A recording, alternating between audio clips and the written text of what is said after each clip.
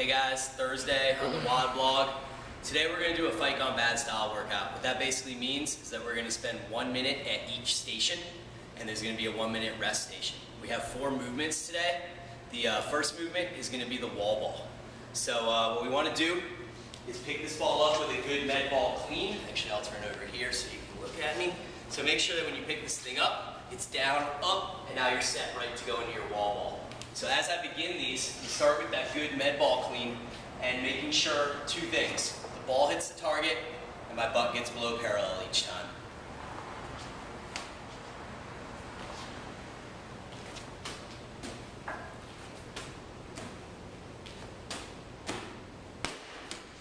Just like a thruster, you want to make sure with the wall ball that you're waiting until the last moment to throw that ball. If you try to come out of the hole and throw it on your way up, you're not going to be creating as much power. But if you can come down and wait until your hips pop and thrust that ball up just like a thruster, it's going to be much easier and feel much lighter for you. In regards to scaling the wall ball, the ladies are going to be 9 feet as RX with a 14-pound ball. If 9 feet or a 14-pound ball is a little bit heavy for you, just scale the height or scale the weight of the ball. And it's 1 minute of max reps here, so just work as hard as you can for a minute. The second movement today is going to be the muscle up. A muscle up done as RX is going to take you from below the rings, take you up and over and dip out at the top of the rings. For those people that are doing muscle ups RX, one thing that you can focus on to make this movement a little bit easier is to keep your legs in tight on the kip. A lot of times I see people muscle upping where their legs are coming out wide, but they're losing a lot of the core structure of the body and creating power that way. So if you can keep your feet in tight in a hollow body position, you guys all know hollow rocks, we've done these in warm-ups forever. It's an important position to be able to maintain during a muscle up. So notice as I'm doing these, how my body stays tight and rigid and hollow the entire time.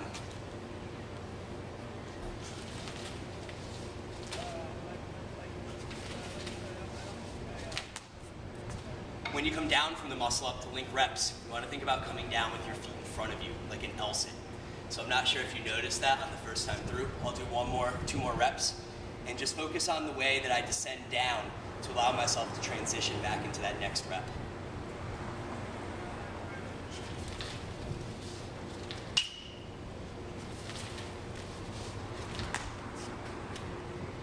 So that's muscle ups. It's going to be max in a minute.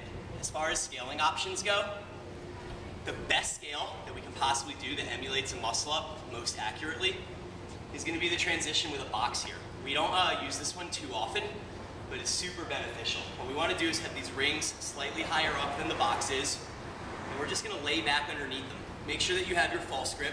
So instead of holding it underneath the rings, make sure you get those wrists over the top. Put the feet up onto the box. And from this position, it's just a pop of the hips, just like a muscle up, and powerfully head through.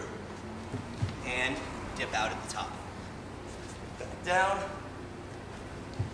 and dip out at the top. For people that still find that movement to be challenging, we do have the 2 other options that we generally use. The jumping muscle up, where you can set those rings so that they're right at about the head level, and kind of be able to use your legs to jump yourself up and through that muscle up. Make sure that you're still focusing on getting your head through really hard, getting your eyes down to the floor at the bottom, catching at the very bottom of the dip, and dipping out. What we don't want to see is you jumping up all the way to the top and being like, I'm there, I got it. We want to make sure that you're passing through this position and then dipping out, just emulating a muscle up accurately. The final scale would be the muscle up transition that we generally use. And on this one, it's also important that you make sure that you're catching at the bottom and dipping out.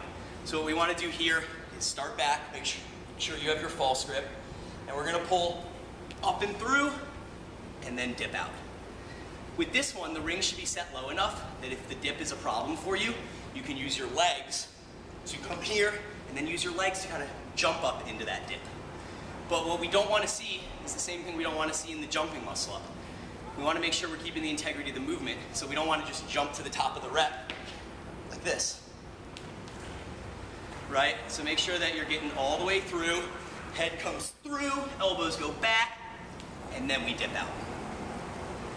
The third movement is going to be the rowing machine. We're going to row for calories. This is going to be how we determine our score for this movement. It's not going to be by strokes or by distance or anything like that. So a couple things to focus on the rower. Get those feet in nice and tight, secure in your stirrups here. The damper setting, put it where you prefer it. Generally, most girls are good between about a 4 and a 7, and most guys are good between about a 6 and a 10. So find the proper one for you. When we row, we want to make sure the heels stay planted. We don't want these heels coming up at the top, putting all that tension into the quads. If you drive through your heels, just like a deadlift, you keep your tension in your hamstrings and in your butt where it should be. Final thing to focus on is making sure that you push with the legs and finish with the arms. It's a lot like a clean in this way. We don't want to see you pulling with the arms early, just like a lot of you guys do in the cleans, like this. Make sure that to create power, you're firing through your heels and finishing with the arms.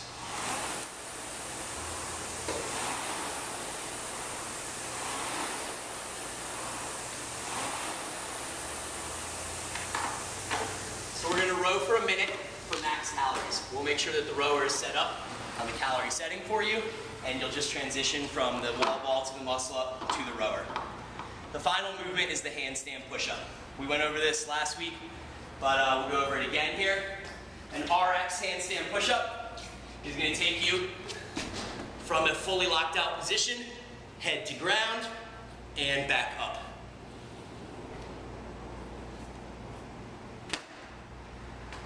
You may also kip these handstand push-ups. If you would like to kip them, talk to your coach. They can help you with the technique on that. Lindsay also goes over it in her gymnastics class every Saturday. So make sure you attend that class if you want to learn the kipping handstand push-up. But what we generally want to do is get ourselves into that same position on the wall. Take that head forward into your tripod position. Your knees come down and up.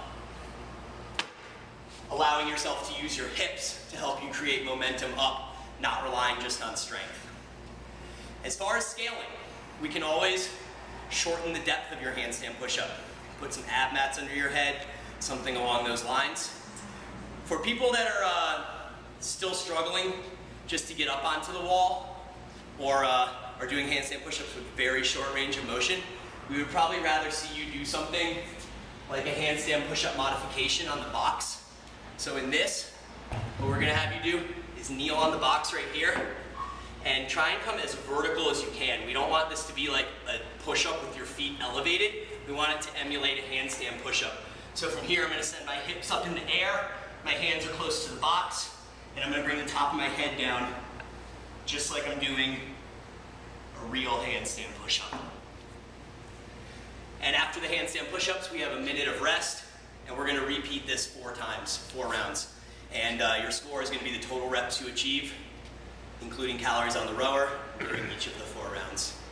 And we'll see you guys on Thursday.